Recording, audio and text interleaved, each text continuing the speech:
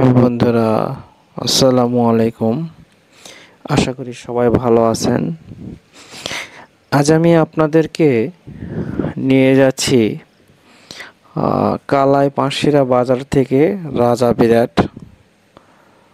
আর যেতে যেতে আপনাদেরকে দেখাবো গ্রামের যে সবুজ মাঠ এবং চারিদিকে যে কৃষকের লাগানো ধানগুলো সবুজে ভরে গিয়েছে সেই দৃশ্য।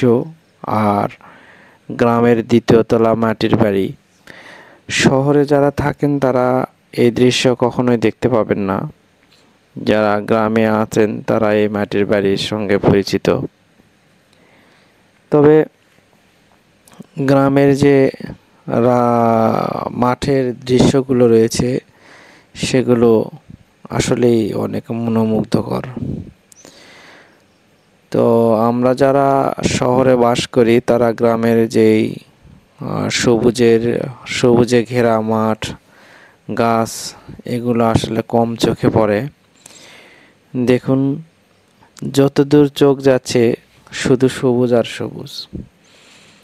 শয়ে শয়ে বিঘা জমিতে কৃষক তার কষ্টে অর্জিত ধান লাগিয়েছে এবং এই ফসল এখন সবুজে ভরে আছে।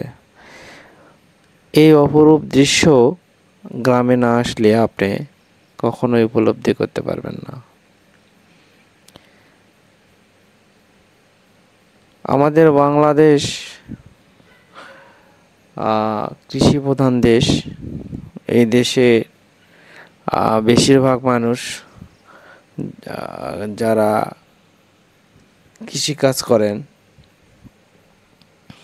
এবং তারা এই অনেক কষ্ট করে এই ফসলগুলো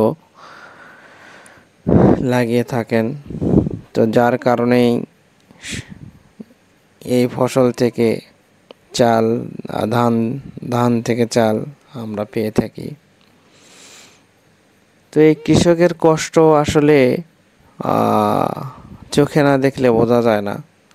তারা অনেক কষ্ট করে এই ফসলগুলো চাষ করে আর কি। দেখুন, যত দূরে চোখ যাচ্ছে শুধু সবুজ আর সবুজ। এই সুন্দর প্রকৃতির যে মানুষের হাতে লাগানো এই হাজার হাজার বিঘা জমি তারা চাষ করেছেন এবং যার জন্য যে সৌন্দর্যর সৃষ্টি হয়েছে তা এই চোখে না দেখলে বোঝা যাবে না। তো দেখুন, রাস্তাগুলো অনেক সুন্দর, দুই পাশে গাছ লাগানো আছে। তো এই দৃশ্যগুলো এই রাস্তায় চলাচল করলেই বোঝা যায়। তো একটি কাজের জন্য আমি আমার গন্তব্যস্থল ছিল হচ্ছে পাঁশশিরা বাজার থেকে রাজা বিরাটে যাচ্ছি। আরও আগে বের হওয়ার কথা ছিল, কিন্তু সিএনজি আসতে একটু লেট করায় অনেকটাই দেরি হয়েছে। তো সেই জন্য একটু দেরিতেই যাওয়া হচ্ছে আর কি। তো সমস্যা নেই, কোনো প্যারা নাই। যেতে থাকি, যেতে যেতে আপনাদের সঙ্গে কিছু কথা শেয়ার করি। তো এই কালাই উপজেলা অর্থাৎ জয়পুরহাট বলেন আর হচ্ছে গাইবান্ধা বলেন, আমার এই দুই জেলার ধান, আলু মানে প্রধান কৃষি আর কি। তো কৃষকেরা মূলত আলু আর ধান এটাই তাদের মানে মেইন ফসল আর কি। তো এখানে কালাইয়ের একটি প্রবাদ বাক্য আছে যে আলু আর ধান কালাইয়ের প্রাণ, কিংবা জয়পুরহাট জেলার আলু আর ধান জয়পুরহাট জেলার প্রাণ। গাইবান্ধাতেও এখন ফসল ধানের পাশাপাশি আলু চাষ অনেকটাই বেড়ে গিয়েছে। তো দেখুন, রাস্তার যে ভিউটা আসছে আসলে দেখতে অনেকটা সুন্দর, মনোমুগ্ধকর একটা পরিবেশ। তো এই রাস্তায় আমার প্রতিনিয়তই যাওয়া আসা হয়। মোটরসাইকেলেও যাওয়া হয় এবং গাড়িতে করেও যাওয়া হয়। তো দেখতে অনেক ভালো লাগে, তাই আমি এই রাস্তা আপনাদের সঙ্গে এই রাস্তার চারপাশে যে মাঠের দৃশ্য আছে তাই শেয়ার করলাম। আর আমার সামনে মাত্রায় পার হয়ে সব গ্রামেই মোটামুটি মাটির বাড়ি আছে। আর এই মাটির বাড়িগুলো তিনতলা হয়ে থাকে। বিশেষ করে আমার গ্রামের বাড়িতে যে বাড়ি আছে এই বাড়িটি তিনতলা। হ্যাঁ, তো মাটির বাড়ি আসলে মানে ইটের বাড়ির থেকেও অনেক বেশি মানে দীর্ঘস্থায়ী হয়, কিন্তু এটিকে মানে 6 মাস পর পর কিংবা এটির যত্ন নিতে হয়। কারণ এটি হচ্ছে বৃষ্টির পানি পড়লে, ছাইটে পড়লে এই মাটিগুলো একটু ধসে যায়, সেগুলো লেপ দিতে হয়। তো তাহলে এটি 1000 বছরও নষ্ট হবে না। কিন্তু ইটের বাড়ি এক সময় কিন্তু 100 বছর 150 বছর হয়ে গেলে সেটি নষ্ট হয়ে যায়। কিন্তু মাটির বাড়ি যুগ যুগ ধরে টিকে থাকে। এবং মাটির বাড়ির একটি গুণ রয়েছে, সেটি হলো, যেহেতু আমি মাটির বাসায় থেকেছি, তো এর গুণ হচ্ছে আপনার গরমের সময় আপনাকে সে ঠান্ডা অনুভূতি দেবে এবং ঠান্ডার সময় আপনার হচ্ছে গরম অনুভূতি হবে। মানে হচ্ছে এই ঘরগুলোতে থেকে অনেক মানে শান্তি পাবেন আর কি।